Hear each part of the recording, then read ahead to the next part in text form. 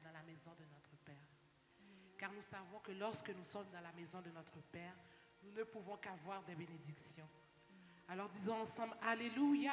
Alléluia. Alléluia. Alléluia. Merci Seigneur. Merci Seigneur. Merci Seigneur. Merci Seigneur. Tu es grand Seigneur. Tu es grand Seigneur. Tu es merveilleux Seigneur. merveilleux, Tu es Seigneur. admirable Seigneur. Admirable, Seigneur. Alléluia Seigneur Jésus. Nous te disons merci. La parole nous dit que tout ce qui respire loue l'Éternel, louez l'Éternel.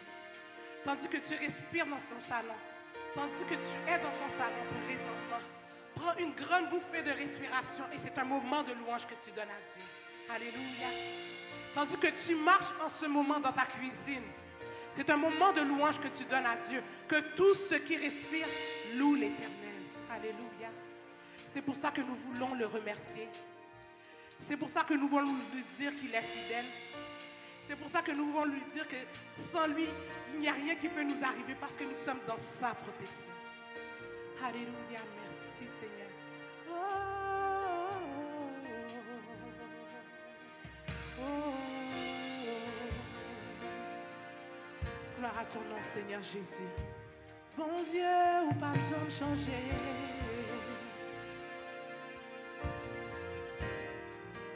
Alléluia. Gloire à ton nom, Seigneur. Gloire à ton nom, Seigneur Jésus. Nous voulons te dire merci en cet instant. Car en ce dimanche matin, c'est toi qui nous as permis d'être là, Seigneur. Merci, Seigneur Jésus.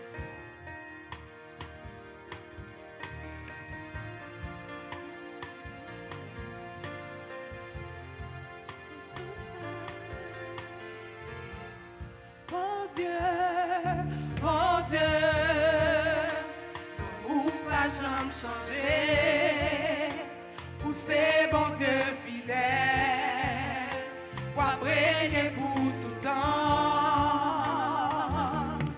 Alpha, Oméga, commencement et la fin. Oui, ou c'est bon Dieu vrai.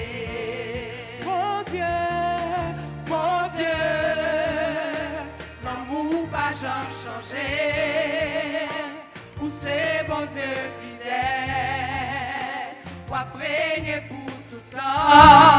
Alpha, Alpha, Oméga, Oméga, commencement et la fin, ou c'est bon Dieu vrai.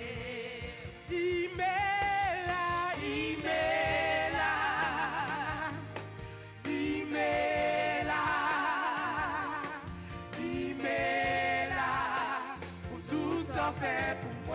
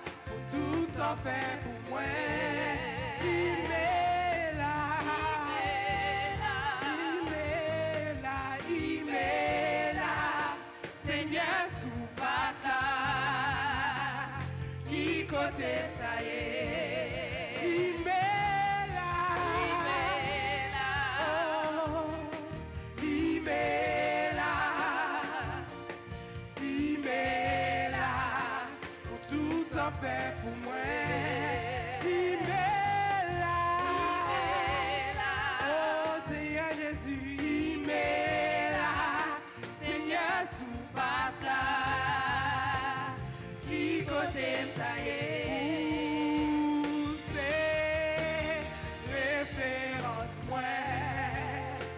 C'est garanti moi, espoir moi c'est où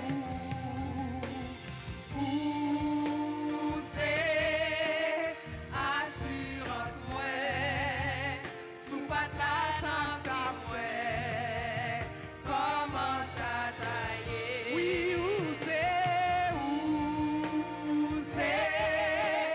référence moi, où c'est garanti moi.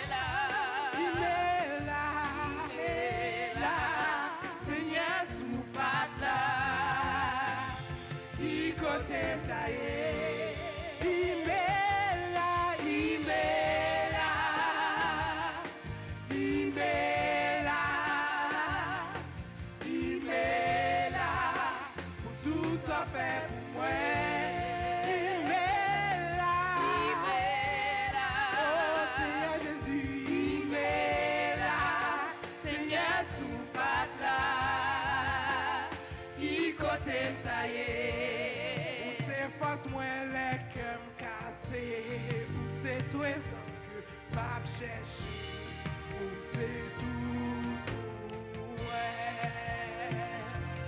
Oh, moi t'es joignant cadeau précieux, si qui t'es où les gars, où c'est tout, ouais.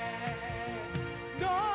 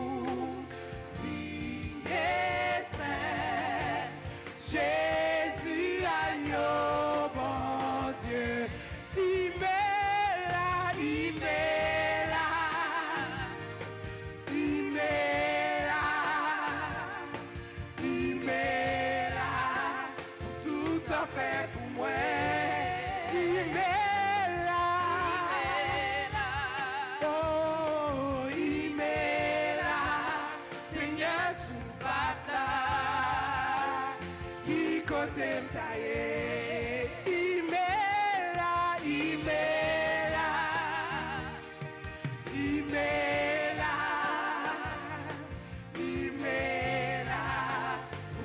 ça fait pour moi. Il m'est là, il m'est là. Il m'est là. Seigneur, sous pas là. Qui côté taille. Comme une prière, on va dire. Il m'est là, il m'est là. Il m'est là. Seigneur, nous te disons merci. Il m'est là. Pour tout ce que tu as fait pour nous. Tout ça fait pour moi.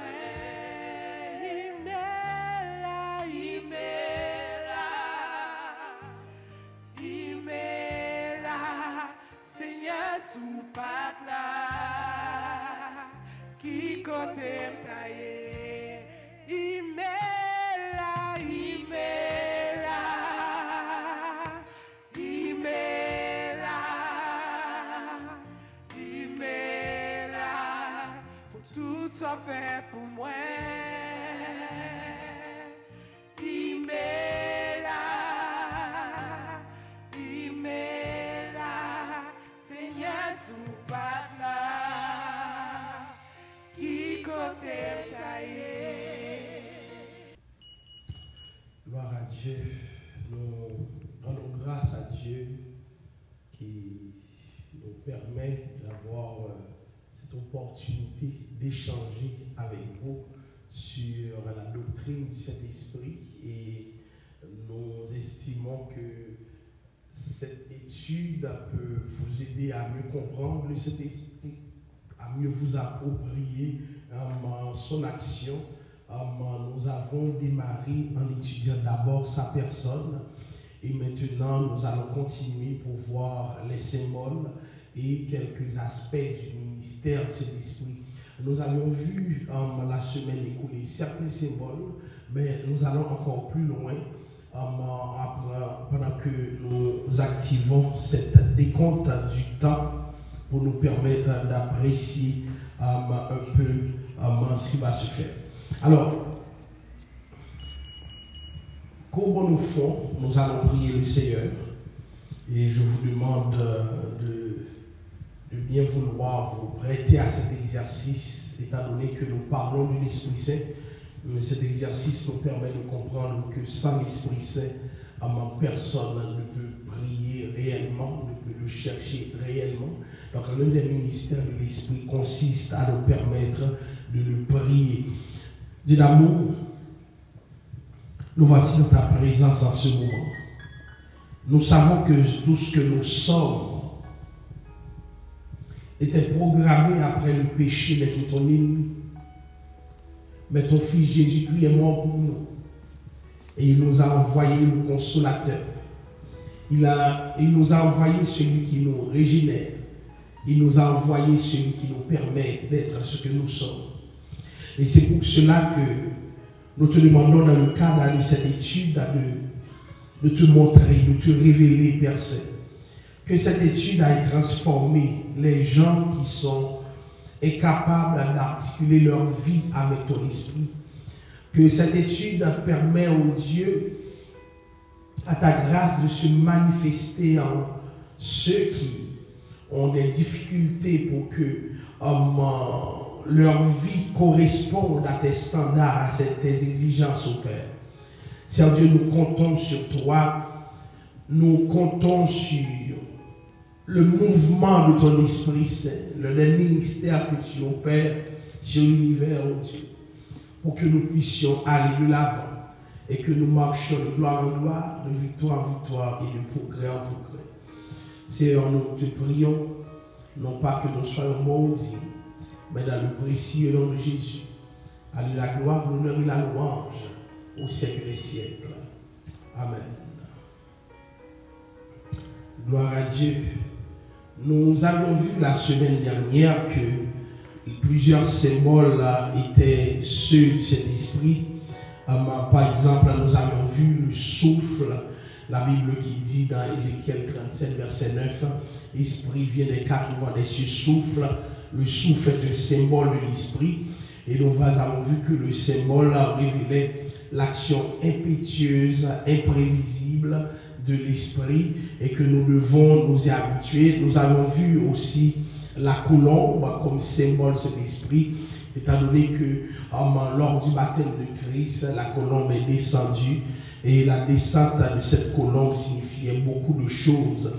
La voix se fit entendre où il disait « Tu es mon fils bien-aimé en qui j'ai mis toute mon affection ».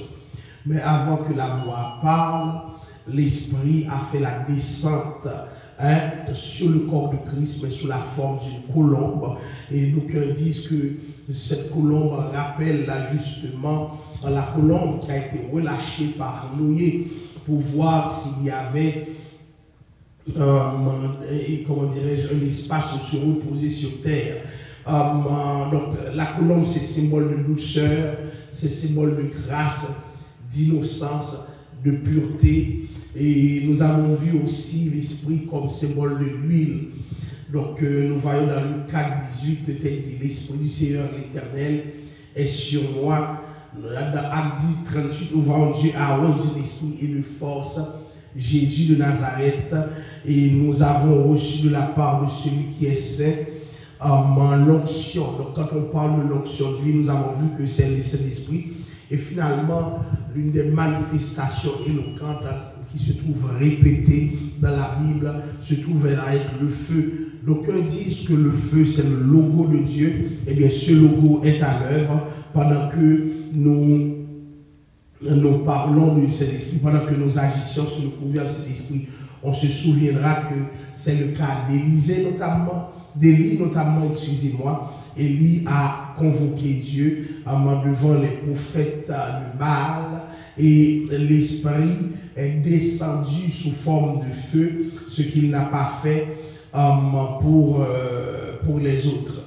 Alors, c'est important que nous ayons cette attitude, ce comportement par rapport à l'Esprit, en sachant qu'il fait toutes choses et ce qu'il fait justement est au-dessus de notre capacité, est au-dessus de ce que nous sommes. Alors, nous allons continuer avec l'étude biblique pour voir aujourd'hui d'autres paramètres, d'autres fondements de l'esprit. Et l'un des aspects que je souhaite voir avec vous par rapport au symbole, un aspect très connu, c'est l'eau vive. Si vous lisez dans la Bible, dans Jean 7, verset 38 à 39, vous allez voir et comprendre comment l'esprit est symbolisé par l'eau vive. La Bible dit, celui qui croit en moi, des fleuves d'eau vive couleront dans son sein. Celui qui croit en moi, des fleuves d'eau vive couleront dans son sein. Ça veut dire que les gens qui croient en Dieu reçoivent la possibilité de vivre cette eau vive dans leur sein. Et cette eau vive, c'est le symbole, c'est l'expression du Saint-Esprit. On a aussi Jean 4, le verset 14 qui dit « L'eau que je te donnerai jaillira jusque dans la vie éternelle. » On se souviendra de cette femme qui avait besoin de l'eau.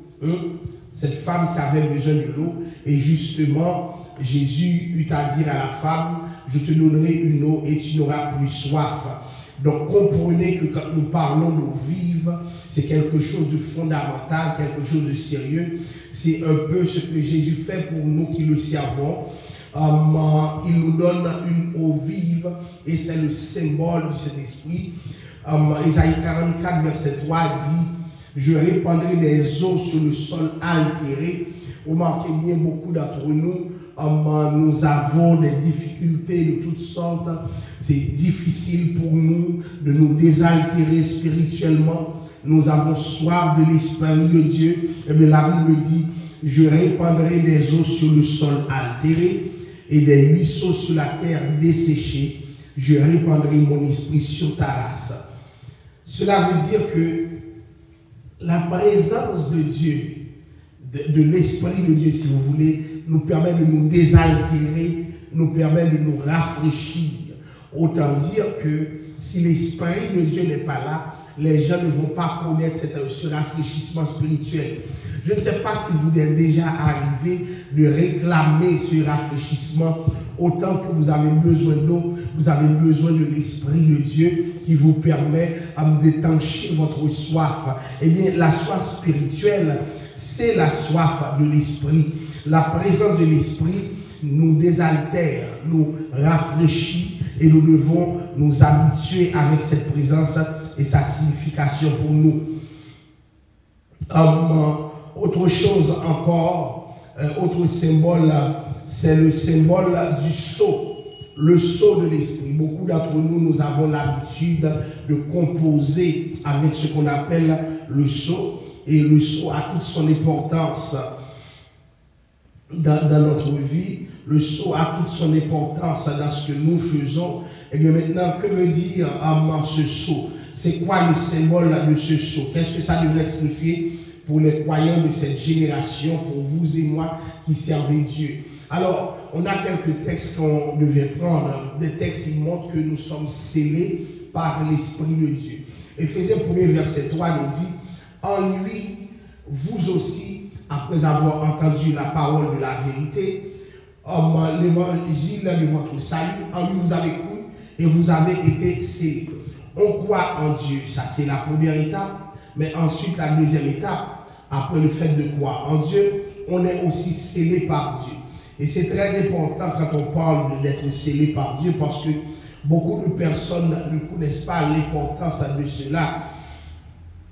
Et pourtant, c'est une réalité que l'Esprit lui-même accomplit dans notre vie. Alors, Éphésiens 1er verset 13 nous montre que nous sommes scellés. Ensuite, on a un autre texte, Éphésiens 4:30, qui dit « N'attristez pas le Saint-Esprit, par lequel vous avez été scellés pour le jour de la rédemption. » Regardez bien, nous ne sommes pas tout simplement scellés, mais nous sommes scellés aussi dans un objectif, et cet objectif se concrétise pour le jour de la rédemption. Ça veut dire que beaucoup de gens ne peuvent pas connaître la rédemption parce qu'ils n'ont pas été scellés. Ça veut dire quoi, chers amis? Nous autres serviteurs de Dieu, nous avons un sceau sur nous.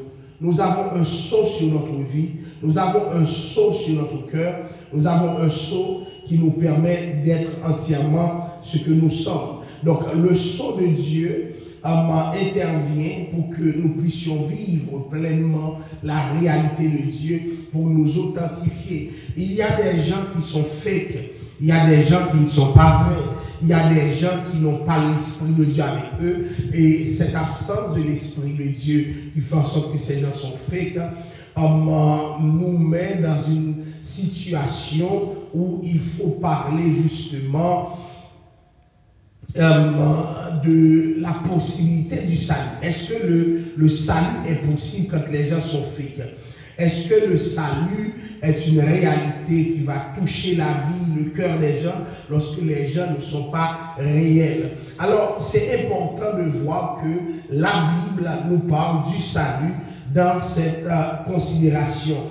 Et donc, nous avons été scellés pour le jour du salut, c'est-à-dire pour le jour de la rédemption. Ceux qui ne sont pas scellés ne pourront pas se rendre au ciel. C'est très important, bien aimé. Et la question d'être scellé nous pose dans une situation où il faut évaluer tout ce que les gens peuvent dire par rapport à, premièrement, est-ce que je peux recevoir le sceau de la main pendant que j'ai le sceau de Dieu?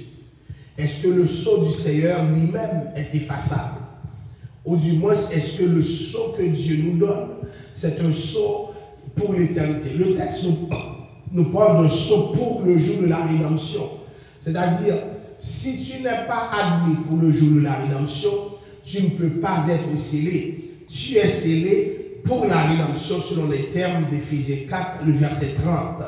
Donc, dans 2 Corinthiens 1er, verset 21 et 22, le texte va plus loin pour dire « Celui qui nous a fermis avec vous en Christ et qui nous a oint, c'est Dieu lequel nous a aussi marqué le sceau. » Dieu nous a marqué le sceau. Nous ne sommes pas seulement des rois de Dieu, nous sommes scellés par Dieu. Nous sommes scellés par Dieu. C'est-à-dire que nous sommes la propriété de Dieu. À quel moment les gens mettent le sceau sur quelqu'un? C'est quoi l'importance de sceau? Et comment comprendre ce texte? Il nous dit que nous sommes scellés. Donc le sceau marquait la fin d'une transaction. Pour finir avec une transaction, qu'est-ce qu'on faisait? On mettait le sceau et immédiatement que c'est scellé, la transaction terminée. Et c'est important que nous parlions du sceau en ces termes parce que Dieu était dans une opération pour nous. Le rachat, comme on dit, tridimensionnel, rachat du corps, de l'âme et de l'esprit, bref, de l'être humain, a pu s'opérer. Donc la transaction est terminée. Et puisque Dieu a fait cette transaction et elle est terminée, Dieu va nous sceller pour dire, ça c'est mon affaire, ça m'appartient. Donc c'est pour dire que c'est terminé, que l'on appliquait un sceau. Donc quand nous disons que nous sommes scellés par l'Esprit de Dieu, il y a une opération qui s'est terminée. Donc l'opération qui fait en sorte que je n'appartiens plus au monde, c'est Dieu qui lui-même a pris la décision de le formuler. Alors, le sceau marquait la fin d'une transaction. Le sceau marquait aussi l'identification. Avoir le sceau veut dire que tu t'identifies à Dieu. Avoir le sceau veut dire que Dieu s'identifie à toi. N'importe quel endroit tu t'en vas, même parmi 1 million de personnes, à cause du sceau, on va te retrouver. Et bien, qu'en est-il de Dieu lui-même qui décide de nous sceller? Eh bien, c'est autour de quoi? C'est autour de l'identification. C'est l'identification qui nous permet d'être scellés par Dieu. Et c'est très important que nous mettons l'accent sur le sceau parce que Dieu s'identifie à nous. La Bible dit, or l'Esprit lui-même rend témoignage à notre esprit que nous sommes enfants de Dieu. Pourquoi? Parce que nous sommes scellés par Dieu. Dieu sait très bien qui nous sommes et il n'y a aucun doute là-dessus. Il n'y a pas un ange qui peut déconfirmer ce que je suis parce que je travaille aussi dans la direction de ce que je suis. Donc l'identification est importante par rapport au sceau. Il y a aussi ce qu'on appelle l'appartenance. Donc le sceau symbolisait l'appartenance. Ça veut dire que c'est l'affaire de Dieu que nous sommes, puisque Dieu nous prend comme le destinataire du sceau. C'est sur nous que Dieu applique le sceau. Et bien automatiquement, nous appartenons à Dieu. Et chers amis, n'oubliez pas, le Dieu qui identifie, c'est celui qui authentifie aussi. L'authenticité. Beaucoup de gens se demandent si c'est real, si c'est réel. Il y a des gens qui sont fake. Donc, je vais vous dire quelque chose. L'Esprit de Dieu comme personne n'a aucune attitude fake. Quand on parle d'authenticité, on veut faire comprendre quoi? L'Esprit de Dieu non seulement nous rend authentiques, mais en nous scellant, il fait reconnaître notre authenticité. C'est-à-dire, on ne dépend pas n'importe comment. On ne fait pas n'importe quoi parce que nous sommes authentiques. Et finalement, ça renvoie à la question de valeur. Parce que beaucoup de personnes n'ont pas de valeur. Beaucoup de personnes parlent de Dieu, mais sans être ancrées en Dieu. Donc, il y a des valeurs que nous devons avoir comme chrétiens. Il y a des valeurs que nous devons avoir comme serviteurs de Dieu. Il y a des valeurs que nous devons avoir comme servantes de Dieu. Et, bien aimé, le sceau dit que voilà les valeurs que nous avons. Et cette valeur, elle va devant Dieu et Dieu la traite comme bon lui semble. Alors, nous disons le sceau marquait la fin d'une transaction, l'identification, l'appartenance, l'authenticité et finalement la valeur. Et c'est très important que nous ayons pu voir cet aspect avec vous. Alors, nous allons continuer à parler du sceau. Excusez-moi. Il y a, par rapport au sceau, une période à laquelle nous voyons la Bible en parler beaucoup, parce que le sceau était possible à l'époque, ou bien le sceau voulait dire quelque chose. Alors, 3 occasions où le sceau fut utilisé dans la Bible, et mis à part l'occasion où l'Esprit lui-même parlait. Quelles sont les 3 occasions où le sceau fut utilisé? Daniel 6, verset 17 nous dit, on apporta une pierre et on l'a mis sur l'ouverture de la fosse. Le roi la scella de son anneau et de l'anneau de ses grands, afin que rien ne fût changé à l'égard de Dieu, à l'égard de Daniel. Le texte dit bien, afin que rien ne fût changé. Immédiatement qu'il y a un sceau, c'est irrévocable. Vous comprenez que le Seigneur qui a son sceau sur nous, pour la rédemption, rien ne peut changer ce que Dieu a fait. C'est pourquoi nous n'avons pas peur de manque de la bête de ces affaires-là. Pourquoi? Parce que nous avons le sceau de Dieu sur nous qui nous authentifie comme ses serviteurs. Et ce que Dieu a fait ne peut pas changer. Ce que le roi avait fait avec le sceau ne pouvait pas changer non plus, même si le roi lui-même le voulait. Et c'est là que nous voyons dans Daniel 6, verset 17, le comportement de Dieu lorsque le texte biblique nous parle de sceau. Ensuite, on a Esther 3, verset 10, 11. La Bible dit, le roi ôta son anneau de la main et le remit à Haman. Le roi ôta son anneau de la main et le remit à Haman. Et qui était Haman? C'était le fils d'Armagida, d'Amidata, l'Agagite, ennemi des Juifs. Et le roi dit à Haman, l'argent t'est donné et ce peuple aussi, fais-en ce que tu voudras. Une fois que l'anneau sortait, était remis avec, comment dirais-je, Haman, c'était une façon de sceller ce qui doit se faire. Remarquez bien, donner l'anneau à Haman, c'était un acte de confiance quasiment absolu. Je te fais confiance tellement que l'anneau avec lequel je scelle mes affaires, je te le passe. Toi, tu vas sceller en mon nom et place. Et lorsque tu le feras, tu pourras prendre possession de ce que tu voudras. Alors, on a encore un dernier exemple là de sceau. C'est Matthieu 27, verset 65 à 66. Pilate leur dit, vous avez une garde. Allez, gardez-le comme vous l'entendrez. Ils s'en allèrent et s'assurèrent du sépulcre au moyen de la garde après avoir scellé la pierre. Après avoir scellé la pierre. La pierre était scellée. Et après avoir scellé la pierre, c'est-à-dire, il ne fallait pas sortir, il ne fallait pas rentrer. Donc tout ce qui est à l'intérieur reste à l'intérieur. En plus, c'est garder la pierre. Donc, c'était un acte qui dit, on a fini avec ça. Voyez-vous, de même dans le cas d'Esther, lorsque le roi ôta son anneau, la décision du roi était irrévocable parce que la décision avait son sceau. Même le roi ne pouvait pas agir contre la décision parce que cette décision avec le sceau était authentique. Avec le sceau, cette décision était finale. Avec le sceau, cette décision, on ne pouvait pas s'en passer.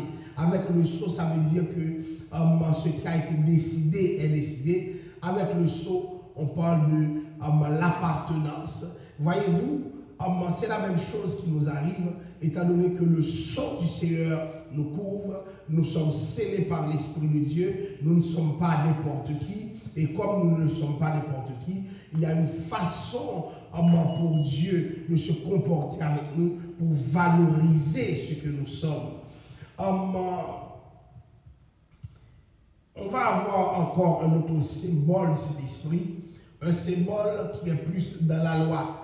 Je sais que plusieurs personnes qui vont louer une maison demandent que la personne fait un versement pour le premier mois et ce versement sera encaissé mais jamais touché. Donc, c'est-à-dire il y a un acompte. On va voir que même dans ces pratiques, nous allons comprendre que l'Esprit de Dieu va jouer un rôle similaire. Éphésiens 1, verset 13-14 nous dit, lui aussi, après avoir entendu la parole de vérité, l'évangile de votre salut, en lui vous avez cru et vous avez été scellés du Saint-Esprit qui a été promis. Waouh, alléluia. Le Saint-Esprit a été promis et nous avons reçu un sceau en conséquence. Parce que le sceau c'est quoi? Ou bien le Saint-Esprit c'est quoi? C'est un gage de notre héritage. Donc, l'un des symboles de l'esprit, c'est gage. C'est quelque chose que Dieu donne avant pour nous assurer de notre héritage. Comment je fais pour savoir que Dieu ne m'abandonnera pas, que j'irai au ciel? C'est parce que le Saint-Esprit est donné comme gage de notre héritage pour la rédemption de ce que Dieu s'est acquis à la louange de sa gloire. Donc, un gage de notre héritage, c'est-à-dire, Dieu ne se contente pas de dire que nous sommes co-héritiers de Christ et à ce titre que nous sommes ses héritiers. Dieu s'en va plus loin, Dieu nous en donne la preuve. Je ne sais pas si vous avez déjà parlé des gens qui disent on veut une preuve d'amour. Eh bien, l'esprit est cette preuve parce qu'il est comme un gage, voyez-vous. Donc, il y a un autre texte qui montre que l'esprit agit comme une sorte de gage. C'est quel texte? 2 Corinthiens 1er, verset 21-22. Et celui qui nous a affermis avec nous en Christ et qui nous a oint, c'est Dieu, lequel nous a aussi marqué de sceau et a mis dans nos cœurs les arts de l'esprit. Les arts de l'esprit. C'est-à-dire que l'esprit est en nous, mais quand on parle des arts de l'esprit, c'est comme on parlait d'acompte, quelque chose que tu donnes pour dire qu'est-ce ça pour moi en attendant que je te donne le reste. Donc, c'est-à-dire, Dieu nous donne quelque chose en attendant de nous donner ce qui nous revient encore. Donc, avec le Saint-Esprit, nous recevons quelque chose et la Bible dit, il a mis dans nos cœurs les armes de l'esprit. Donc, comment le croyant peut dire qu'il ira au ciel? Comment le croyant peut dire qu'il est sauvé alors qu'il n'a jamais vu quelqu'un de sauvé qui est déjà allé et qui revient? Comment le croyant peut faire ça? Eh bien, la raison est simple. Le croyant opère de quelle manière? Par l'esprit. Le croyant opère par l'esprit. Dieu nous donne l'esprit et à partir de cet esprit-là, nous avons de la valeur parce que l'esprit est donné comme gage en nous. Donc, nous sommes capables de nous rendre le jour venu dans le ciel parce que la première étape pour notre rachat, Dieu l'a accompli. Et quand on parle des arts de l'esprit, il faut comprendre que le don du Saint-Esprit est une garantie solennelle. C'est une garantie solennelle. Donc beaucoup de gens se demandent est-ce qu'ils iront au ciel? J'aimerais dire quelque chose. Parler de l'esprit comme art, parler de l'esprit comme comme gage. C'est-à-dire, lorsque tu reçois l'esprit de Dieu, gloire à ton nom Seigneur, tu devrais avoir l'assurance du travail que Dieu fait en toi. Lorsque tu as l'esprit de Dieu, tu devais croire que Dieu va quelque part avec toi. Parce qu'il t'a donné un art. Et justement, il t'a donné un gage, si vous voulez. Donc, un acompte. Donc, quelque chose que tu donnes avant, pendant que tu donneras le reste après. Donc, nous avons un acompte de ce que Dieu va faire, parce que Dieu a fait un dépôt, et ce dépôt, c'est l'esprit qu'il a en nous-mêmes. Donc, quand on parle des arts, quand on parle de ça, c'est le premier fruit. C'est l'assurance du paiement final. C'est comme je vais acheter une voiture, on me demande de faire un dépôt. Je vais acheter une maison, on me demande un dépôt de garantie de XX dollars. Donc, c'est ce à quoi renvoie les arts de l'esprit, renvoie le gage. Donc, l'esprit agit comme gage pour nous. C'est-à-dire, l'esprit endosse, l'esprit s'assure ou bien assure les autres du paiement final. C'est dans cette optique qu'il faut voir nous autres comme étant des privilégiés parce que nous avons des convictions certaines. Il y a des gens qui me demandent, mais pasteur, est-ce que tu sais si tu es sauvé? Oui, je suis sauvé. Mais est-ce que tu sais si tu seras sauvé? Oui, je serai sauvé. Pourquoi? Parce que j'ai les arts de l'esprit. Donc l'esprit me fait croire, me fait comprendre que je ne suis pas n'importe qui. J'ai quelque chose en moi. Je vis quelque chose en moi. Malheureusement, beaucoup de gens, mais beaucoup d'évangiles ne donnent pas aux personnes cette possibilité. Mais moi, je vous le réitère, même dans les temps difficiles, Dieu peut vous faire découvrir ce qu'il veut que vous soyez. Alors, nous avons vu les symboles de l'esprit. Je ne sais pas ce que l'esprit symbolise pour vous en particulier. C'est-à-dire, parmi tous les symboles que vous voyez, c'est quoi, qu'est-ce que l'esprit représente pour vous? Donc maintenant, l'esprit ne se contente pas d'être une personne, d'être un ensemble de symboles. Nous voyons que le ministère de l'esprit est sur l'univers. Le ministère de l'esprit est sur l'univers. C'est-à-dire, à cause de l'univers qui est là, l'esprit a une façon d'opérer, d'agir. Et on va voir dans Somme 19, verset 2, le texte dit si bien, les cieux racontent la gloire de Dieu et l'étendue manifeste l'œuvre de ses mains.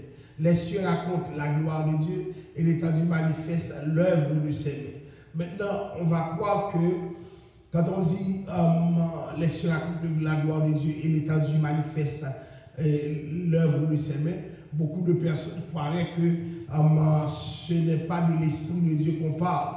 Mais on va regarder dans Somme 104, verset 30, qui dit « Tu envoies ton souffle et ils sont créés, et tu renouvelles la face de la terre. » Somme 104, verset 30, « Tu envoies ton souffle et ils sont créés. » Donc, à cause du souffle de Dieu, la conséquence, c'est quoi? C'est des choses qui sont créées. Tu envoies ton souffle, ils sont créés, et tu renouvelles ta face, la face de la terre. Tu renouvelles la face de la terre. Ça veut dire quoi?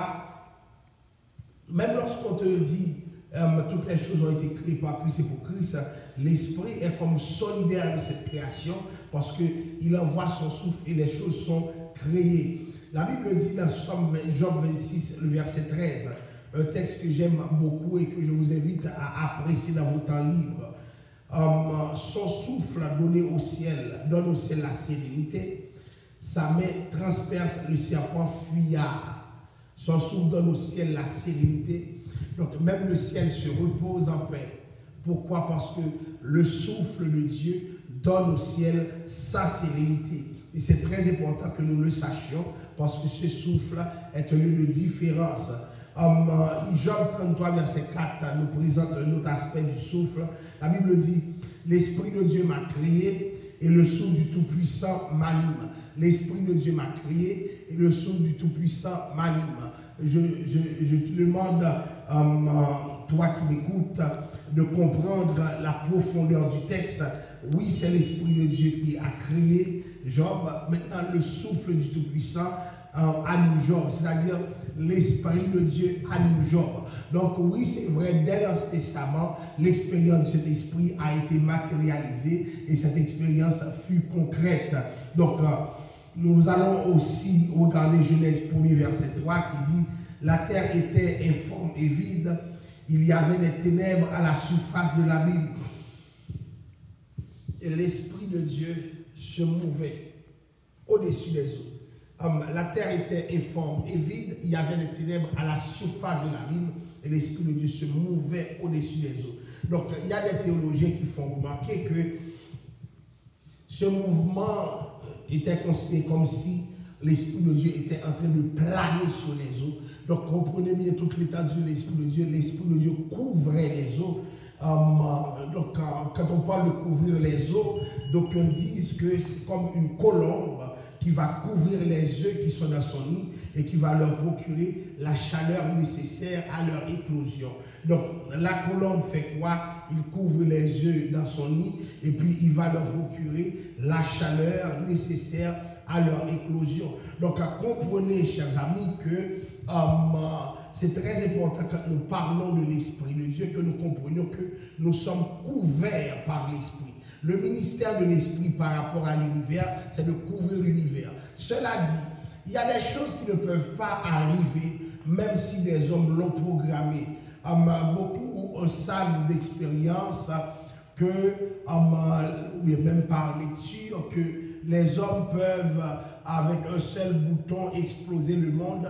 Nous voyons les États-Unis et l'Iran qui sont deux belligérants qui se disputent à la question du nucléaire. Donc pourquoi? Parce que c'est dangereux. On arrive à la phase de la guerre totale. Donc on ne veut pas que certains États se procurent de l'arme nucléaire parce que ces États pourraient faire du mal à d'autres, etc. Mais comprenez bien ce que je suis en train de vous dire. Même s'il y a des armes capables de détruire la planète entière, aucune arme ne pourra détruire la planète entière. Pourquoi? Parce que c'est Dieu qui décide. Quand je dis que c'est Dieu qui décide, c'est parce que Dieu seul, je dis bien, Dieu seul peut mouvoir au-dessus de sa création. Donc le mouvement de l'esprit empêche certaines choses. Et beaucoup disent dans Genèse, il y avait une sorte de tohu-bohu, il y avait une situation inquiétante, une sorte de chaos. Et la Bible dit l'esprit va s'installer. Et c'est ce que nous voyons aujourd'hui, l'esprit qui s'installe et son installation nous dépasse. Donc, on a aussi un ministère dans les Écritures, comment l'esprit se comporte par rapport aux Écritures. La première chose, lorsque vous voyez votre Bible, comprenez que l'auteur de la Bible, c'est le Saint-Esprit. C'est l'Esprit de Dieu qui est l'auteur de la Bible. Même si vous voyez les hommes écrire, l'Esprit de Dieu a mobilisé des processus pour que ce soit lui qui écrive à travers les hommes. Les hommes ne sont que médiums. Les hommes, ils se servent de leur intelligence renouvelée, mais ils peuvent faire des choses avec les hommes. Donc le Saint-Esprit est l'auteur. La Bible parle de la révélation. C'est très important que nous comprenions c'est quoi la révélation. Dieu communique aux auteurs de la Bible, il y a une quarantaine d'auteurs, le message qu'ils doivent transmettre. Donc, à quel moyen? Par la révélation. Donc, il y a un message qui doit être transmis et puis l'Esprit lui-même communique le message. J'ai déjà entendu dire, lorsque les gens font un songe, les gens disent « j'ai une révélation ». En réalité, ce n'est pas une révélation, c'est un songe. Un songe ne remplace pas une révélation. Un songe n'est pas une révélation. Donc la révélation, c'est le processus par lequel Dieu communique à des hommes le message à transmettre. Cela dit, aujourd'hui, nous n'avons pas de révélation. Dieu peut nous éclairer sur un texte parce que la Bible est là seule. C'est la Bible qui a le statut de livre révélationnel. Maintenant, Dieu peut nous communiquer des messages. Dieu peut nous faire comprendre certaines choses. Mais ce que Dieu fait ne rentre pas dans le processus de la révélation. Autre chose que nous voyons, c'est l'inspiration. C'est le processus grâce auquel l'Esprit a guidé la plume des auteurs pour que son message soit écrit en toute exactitude. Donc, pour que le message soit écrit exactement, pour que le message dégage les tensions complètes de Dieu, pour que le message soit sans erreur, les gens ont reçu une inspiration. Est-ce que pendant que je fais l'étude, je suis inspiré? Non, ce n'est pas ça l'inspiration. Est-ce que le chrétien aujourd'hui peut être inspiré? Non, ce n'est pas ça l'inspiration. L'inspiration, c'est le processus qui va amener à écrire l'écriture. Donc, ce n'est pas parce que tu te dis inspiré, tu fais les choses bien, que c'est l'inspiration biblique. L'inspiration biblique, c'est l'œuvre de l'esprit. Et beaucoup disent, ce n'est pas une inspiration, c'est une expiration. C'est-à-dire, lorsque l'esprit fait, il souffle sa parole dans les oreilles des auteurs et ils vont écrire ce qu'ils doivent écrire. Maintenant, la question se pose de savoir, est-ce que quand je fais quelque chose bien, c'est de l'inspiration? Même si tu es poussé par l'esprit, ce n'est pas de l'inspiration. Ce que tu fais est juste bien. Ce que tu fais est l'expression de ce que l'esprit veut pour toi, mais ce n'est pas de l'inspiration. L'inspiration, c'est autre chose. Maintenant, il y a un autre mot qu'on appelle illumination. La Bible, c'est la révélation de Dieu. La Bible est un livre inspiré. Mais lorsque je viens de lire la Bible, j'ai besoin d'un éclairage. J'ai besoin d'une illumination. Donc, lorsque le pasteur prêche bien, c'est parce que Dieu l'a illuminé. Dieu n'a pas révélé, puisque la révélation, c'est déjà là. C'est la parole. Dieu a illuminé ce pasteur pour que ce qu'il dise reflète ce que la révélation veut faire comprendre, reflète ce que les hommes inspirés ont pu écrire. Donc on parle du processus de l'illumination. Donc nous allons voir que beaucoup de témoignages appuient le ministère de l'esprit dans l'écriture. On a le témoignage de David. La Bible dit dans 2 Samuel 23, verset 2, « L'Esprit de l'Éternel parle par moi et sa parole est sur ma langue. L'Esprit de l'Éternel parle par moi et sa parole est sur ma langue. » 2 Samuel 23, verset 2. Donc, c'est important. Voyez-vous comment ces hommes étaient instrumentalisés par Dieu et laissaient Dieu faire pour que justement leur parole était la parole de Dieu. Et la fameuse formule de l'Ancien Testament, c'est « Ainsi parle l'Éternel ». On a aussi le témoignage d'Ésaïe. En quoi consiste ce témoignage? Ésaïe 59, 21. « Voici mon alliance avec eux, dit l'Éternel. Mon esprit qui repose sur toi et mes paroles que j'ai mises dans ta bouche. » L'Éternel met sa parole dans la bouche des hommes. Les paroles que j'ai mises dans ta bouche ne se retireront point de ta bouche, ni de la bouche de tes enfants, ni de la bouche des enfants de tes enfants, dit l'Éternel dès maintenant et à jamais. Donc remarquez bien que Dieu est Dieu parce que Dieu sait parler et lorsqu'il parle, ce qu'il décide de faire, il le fait. Donc Ésaïe 59, le verset 21 nous montre ce que Dieu est en train de faire. Maintenant, Jérémie 1er, verset 9, nous montre notre témoignage vibrant. La Bible dit, « Puis l'Éternel étendit sa main et toucha ma bouche. Et l'Éternel me dit, voici, je mets mes paroles dans ta bouche. » Jérémie 1er, verset 9. Je mets mes paroles dans ta bouche. Tu as besoin de parler par Dieu. Il faut que ce soit les paroles de Dieu qui soient dans ta bouche. Donc, ça fait en sorte que si c'est les paroles de Dieu, celui qui parle de Dieu devient ou agit comme témoin de Dieu. C'est comme si toi-même tu peux rendre témoignage que c'est Dieu qui fait en sorte que tu parles de la manière dont tu parles parce que tu es son témoin. Donc, c'est le témoignage qui est rendu. Donc, on a aussi le témoignage de Christ, un témoignage très important. La Bible dit dans Matthieu 5, verset 18, « Car je vous le dis en vérité, tant que le ciel et la terre ne passeront point, il ne disparaîtra pas de la loi un seul iota ou un seul trait de la lettre, jusqu'à ce que tout soit arrivé. » Matthieu 5, verset 18. Donc, pas un seul iota qui s'ajoute jusqu'à ce que tout soit arrivé. Pourquoi? Parce que l'Esprit est celui qui opère et qui donne le témoignage. Maintenant, le texte dit dans Jean 10, verset 35, « Si elle a appelé Dieu, ceux à qui la parole de Dieu a été adressée, et si l'écriture ne peut être anéantie. » Donc, ceux à qui la parole de Dieu a été annoncée, c'est, comment dirais-je, sont appelés Dieu. Et la Bible dit, l'écriture ne peut être anéantie. On ne peut pas finir avec l'écriture.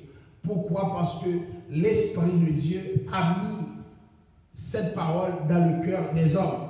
Et quand on lit 2 Pierre 12, 2 Pierre 1er, verset 21, excusez-moi, la Bible dit, car ce n'est pas par une volonté d'homme qu'une prophétie a jamais été apportée, mais c'est poussé par le Saint-Esprit que des hommes ont parlé de la part de Dieu. 2 Pierre 1er, verset 21.